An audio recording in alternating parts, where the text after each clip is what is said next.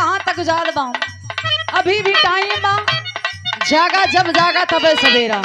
ये से निवेदन बा अपने नौजवान भाई से कि दिल और दिमाग दोनों अब की बार खोला, काहे कि माननीय राष्ट्रीय अध्यक्ष समाजवादी पार्टी के हमारे बड़े भैया अखिलेश यादव जी ने जो बीड़ा उठाया है वो हम सबको लेके चलना है। हम सबको माननीय स्वर्गीय नेता श्रद्धेय मुलायम सिंह यादव जी का सपना पूरा करना है। यह से निवेदन बक्का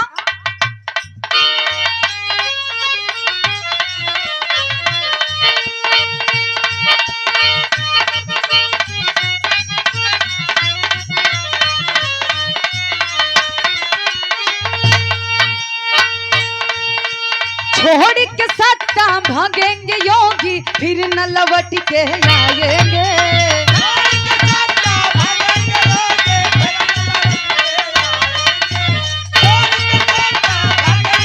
27 में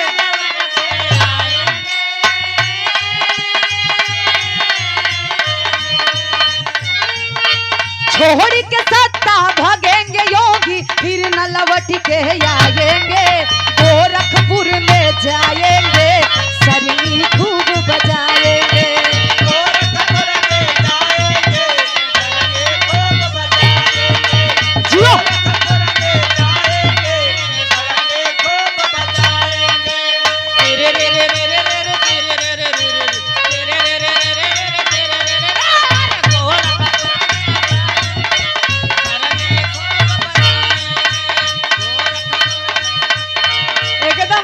बचेगा। देखा ये रियाज मरवाओ थे योगी जी के। अरे भैया बहुत बहुत धन्यवाद। लेकिन एक लाइन बड़ी इंपॉर्टेंट लाइन भाई, ये लाइन के आप लोग गौर से सुनी। हाँ, गीत गवौला के मतलब नहीं बस जब तक वो गीत के दिमाग में ना बैठे ओकर मतलब हम और धर्म के बड़े भैया नन्हे यादव छाना पार के ऐतिहासिक धरती से शानदार 51 रुपया के आशीर्वाद, इस भाव को समझते हुए कहना बा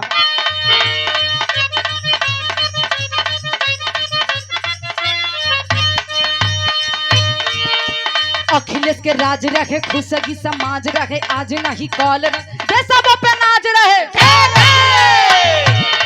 लेकिन अब क्या होता चोरावन के राज भइल राज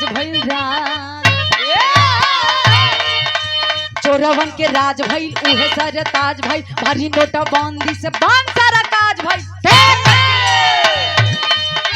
मोदी जी गुजरात में जाके टी स्टाल लगाएंगे।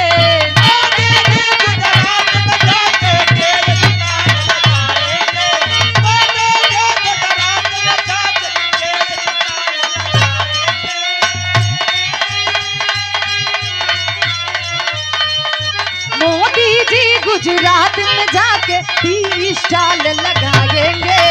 तली नहीं मंगाएंगे चाय खूब पिलाएंगे।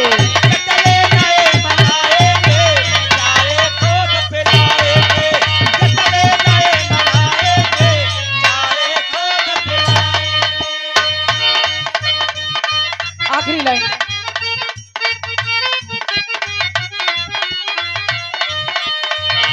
कि जैसन राज चलवलस सापा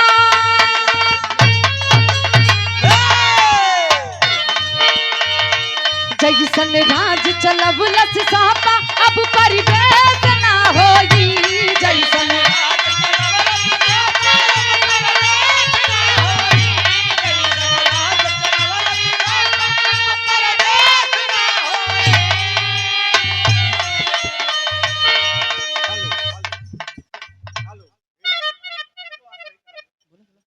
आदरणीय सम्मानीय श्री सुशील यादव प्रधान जी के कर कमलों से दोबारा 101 रुपया देकर सम्मान मिला, आशीर्वाद मिला।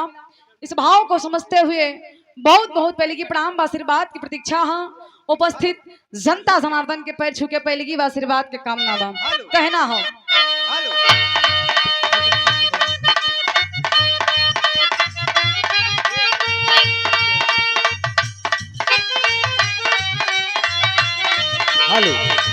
जैसन राज चलवलस सापा अब परिवेश ना होगी।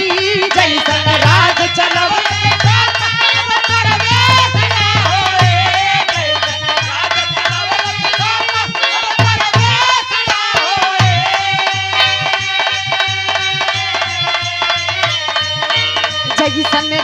चलवलस सापा अब परिवेश ना होगी तनेता के तनो के हो बनी मगर यखलेस ना होगी।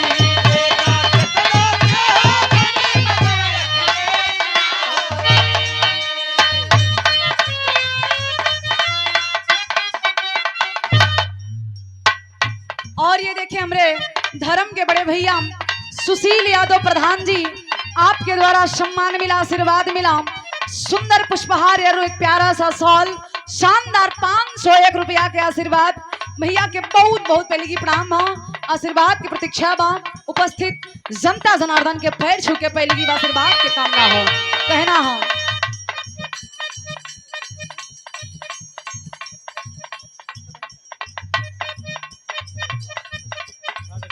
अब अंतरा में कहना बा।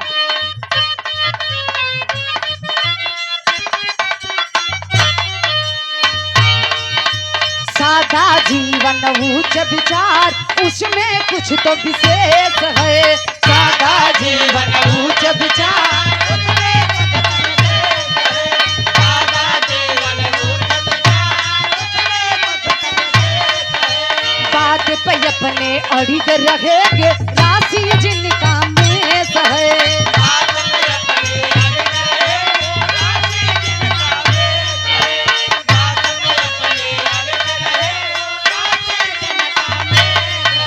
लोहिया राज नारायण जैसे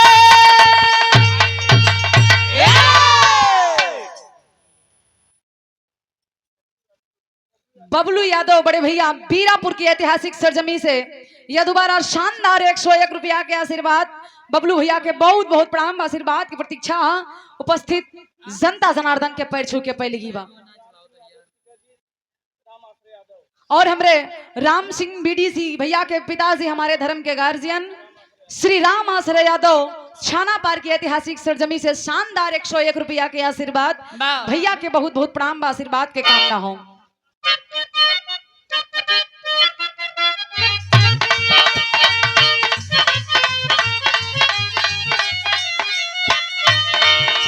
लोहिया राज नारायण जैसे